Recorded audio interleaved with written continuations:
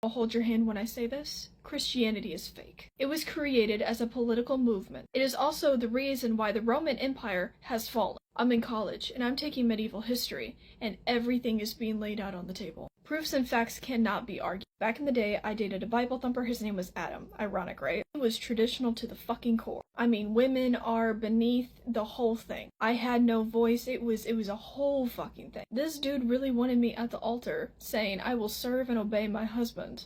And then he tried to say that I only liked him because of his religion. I was born pagan. I was raised pagan. My family is pagan. We don't like your— sorry if that comes off rude, but that's just the truth. Let me give you the facts. When it comes to the Roman Empire, there was the East and the West. There was a falling apart because Constantine couldn't handle ruling that much land. Now, when that happened, the Western Empire, or the Western side, just kind of crippled down and it disintegrated, basically. And the focus became on the Eastern Empire, or the Eastern side. Thus created the Byzantine Empire, or the Byzantine Empire. This is when Christianity really took over politics and the entire empire. Technically, it started taking over whenever the Western was still involved, but we're gonna focus on the Eastern. Oh, I took notes, honey.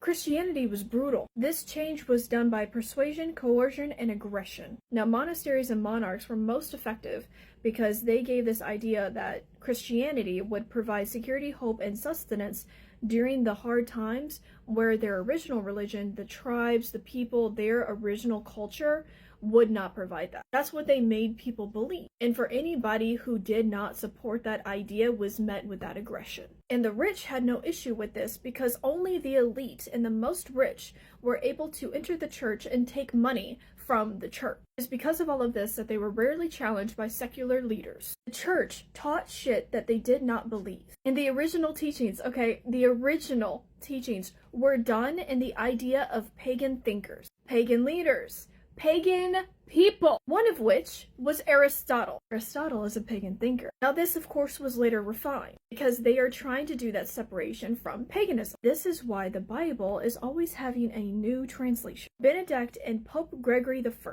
those two people. Benedict introduced the rules and the ethics mission, whereas Gregory was a nationalist and wanted religious supremacy. Combine that together, what do you get? So anytime that a new translation comes through for the Bible, it is just something to reform the rules, the ethics, the outline, to further that control, to further that fear, to further that idea of security, hope, and sustenance, to continue, again, the control. Now, the church back in the day was the primary education. They didn't have schools like that. And the goal of the education was to prep the people to serve the church and to serve the public. The mission was to spread the word as much as possible, no matter the cost. This is why aggression was included. Now, if a ruler had multiple sons, because women are beneath, the oldest son would go and take the throne, whereas the second oldest would be put with the church, because the church was a political